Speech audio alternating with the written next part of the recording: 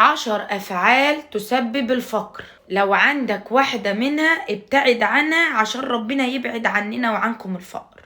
نمرة 1 كثرة الغنى، اللي هي ايه؟ الاستماع إلى الأغاني باستمرار في المنزل.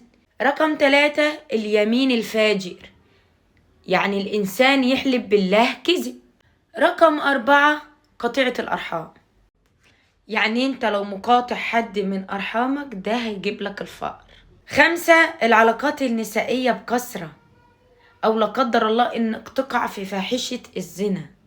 رقم 6 الكذب. رقم 7 اعتياد الكذب، ودي اللي مش متأكدة منها، ترك نسج العنكبوت في السقف.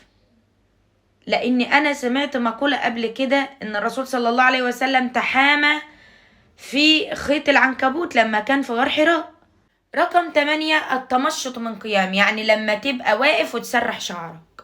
رقم 9 بقى إنك تسيب زبالة بيتك جوه البيت. رقم 10 بقى ترك التقدير في المعيشة.